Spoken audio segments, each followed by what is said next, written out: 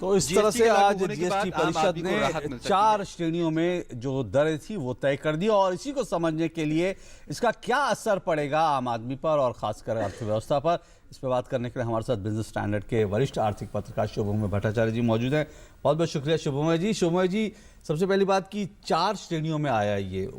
क्या आप एक्सपेक्टेड मानते हैं कि इसी तरह की उम्मीद थी या फिर आपको लगता है कि कुछ लोग कह रहे हैं कि थोड़ा कंफ्यूजिंग भी है मामला? कंफ्यूजिंग से भी ज़्यादा एक्सपेक्टेड अगर आप कहेंगे अशोक, तो हाँ एक्सपेक्टेड ये, क्योंकि पिछले मीटिंग में ही इसका जिक्र हुआ था कि ये 4 रेट्स होंगे और साथ में एक्सेस होंगे। और आज अगर आप देखेंगे बहुत सारे अखबारों में इस बारे में इंडस्ट्री के जो चेंबर्स हैं उन्होंने एडवर्टाइजमेंट जो दिए थे उससे साफ जाहिर था कि उनके साथ भी काफ़ी विचार विमर्श हुआ है और वो लोग भी मान गए हैं कि फिलहाल ये 4 रेट्स ही रहेंगे और साथ में एक्सेस रहेगा और इसी तरह से ही जीएसटी का उन्मोचन होगा। कुल मिलाकर देखें तो इसमें सबसे अच्छी बात जो अभी हम सुन भी रहे थे, और अनाज पर कोई टैक्स नहीं है, 50% उपभोक्ता वस्तुओं पर। तो जो एक चिंता थी आम लोगों की कि भाई जीएसटी आने के बाद शुरू में जो है जो खाद्यान्न पर और बाकी सब चीज़ों पर जो है महंगाई बढ़ सकती है, एक जो चिंता थी, आपको लगता है सरकार ने उस चिंता को काफ़ी उस पर ध्यान दिया? बिल्कुल, क्योंकि 0% में टैक्स रखने का मतलब यही मतलब है, और ये ज़्यादातर वही चीज़ें जिन पे पहले भी 0% टैक्स ही रखते थे, एग्रीकल्चरल फूड आइटम्स, तो इन पर टैक्स नहीं लगता था। अभी भी इनको जीएसटी के तहत लाने के बावजूद इनके ऊपर टैक्स रेट 0 है, यानी कि वो उनका हिसाब किया जाएगा लेकिन उनके ऊपर टैक्स नहीं रहेगा। तो निश्चित ही जो जैसे वित्त मंत्री जी कह रहे थे कि करीब सीपीआई में के बास्केट में आने वाले करीब 50% गुड्स के ऊपर टैक्स रेट 0% रहेगा, वो मोरलेस पुराना जो अभी तक जो सिस्टम जो चला जा रहा था वही चल रहा है। इसका मतलब है कि मुद्रास्फीति का दौर या प्रेशर वहाँ से नहीं आएगा।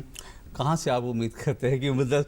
एक इम्पॉर्टेंट बात में जो मैं अब तक जो मैंने एक प्रतिक्रिया देखी, छोटी कारों के जो लोग बनाने वाले हैं वो कह रहे हैं कि उस पर भी काफ़ी वो है टैक्स है। तो वो कारों की, हालांकि एक कारों वालों का कंसर्न हो सकता है लेकिन हमें कारों से ज़्यादा दूसरी चीज़ों का भी कंसर्न है, तो महंगाई के जो कंसर्न है वो कहाँ पर है? हाँ अशोक जी, सबसे ज़्यादा महंगाई का जो प्रेशर आएगा वो आएगा सर्विस टैक्स पे। सर्विस टैक्स अभी इस वक्त हम लोग 14 रेट्स में रहते हैं, वो 18% बन जाएगा, और भारत में करीब 60% of the Indian GDP service sector से आते हैं। तो निश्चित ही अगर टैक्स रेट इन चीज़ों के ऊपर, एक तरफ तो हम लोग ने अच्छा काम किया है कि जितने सारे एग्जम्प्टेड सेक्टर्स थे उनमें से वो एग्जम्पशन हटा दिए हैं, यानी कि सारे सेक्टर में जहाँ पे सर्विस टैक्स पहले लागू नहीं होते थे वो उन पर लागू होना शुरू हुआ है, लेकिन लागू होना शुरू हुआ है 14% पे, अब वो उठ के आ जाएगा 18%। अब क्या क्या सर्विस आप लेने जाएंगे तो आपको ज़्यादा पे करना पड़ेगा कोई भी। तो जो सर्विस, जिस भी चीज़ में सर्विस टैक्स इस वक्त दिए जाते हैं वो सब महंगी हो जाएंगी। तो वो चाहे वो केबल टीवी सब्सक्रिप्शन हो, चाहे हॉस्पिटल में ट्रीटमेंट हो, या कहीं पे आप खाना खरीदा रहे हो, वकील के फीस, एजुकेशन, एक स्कूल में फीस, किसी भी चीज़ों में जहाँ पे सर्विस टैक्स लागू होते हैं उन सारी जगहों पे टैक्स का रेट बट डेफिनेटली बढ़ जाएगा। तो ये बहुत संक्षेप में सोने को अब तक इससे बाहर रखा गया, वो क्या इसके पीछे? देखिए, सोना एक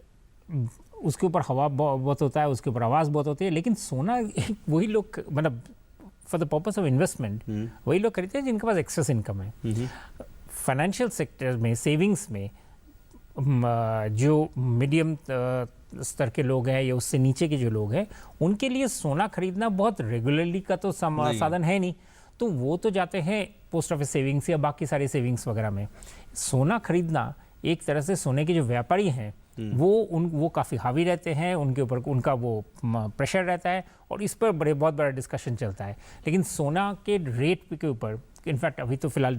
कोई डिसीजन नहीं हुआ है, बट मुझे नहीं लगता है कि इसके ऊपर कोई कम रेट देकर कोई ज़्यादा बेहतरीन बनता है, क्योंकि ये एक बहुत ही लिमिटेड बट बहुत वोकल एक लॉबिंग ग्रुप है जिनका काफ़ी दबदबा रहता है। कोई एक ऐसी चीज़ है जो आपको लगता है सरकार को उस पर पुनर्विचार करने की या फिर जीएसटी परिषद को पुनर्विचार करने की ज़रूरत है? जो 28% का रेट लगाया गया वो उन पर लगाया गया जो सारे वाइट गुड्स हैं, लेकिन वाइट गुड्स में आप देखिए, वाइट गुड्स एक फ्रिज एक गरीब आदमी, मतलब लोअर मिडिल क्लास का फैमिली भी खरीदता है, अपर मिडिल क्लास भी खरीदते हैं, तो निश्चित ही उस पर अभी क्या होगा कि जो वित्त मंत्री ने जी ने जिसका संकेत दिया है वो ये है कि कैपेसिटी के हिसाब से, वॉल्यूम के हिसाब से, कुछ दूसरे हिसाब से उनको उनमें अलग उनमें स्तर बनाया जाएगा कि कोई 18% पे, कोई 26 से 28% पे। इससे क्या होता है कि इससे एक तरह का वायबल, मतलब एक तरह का अनचन या अनबन बन जाती है कि वह किस पे क्या रेट्स लग सकते हैं। तो ये इस तरह की चीज़ें से ही हम लोग हटने की कोशिश कर रहे हैं जीएसटी के तहत। इसलिए ये जो 28% वाला रेट है, मैं समझ सकता हूँ क्यों कह रहे हैं, क्योंकि अगर बहुत सारे गुड्स को अगर एग्जम्प्ट रखेंगे तो 28% रेट बनाने पड़ेगा। तो ये वाला जो कॉन्ट्रडिक्शन है, इसको अगर जितना जल्दी हम लोग इसको रिमूव करके एक यूनिफॉर्म रेट्स की तरफ आ जाए, कम रेट्स, वो हमारे लिए बेहतर होगा। चलिए, उम्मीद करेंगे कि इस बारे में जीएसटी परिषद और सरकार विचार करेगी। बहुत बहुत शुक्रिया शुभ जी आपका आने के लिए।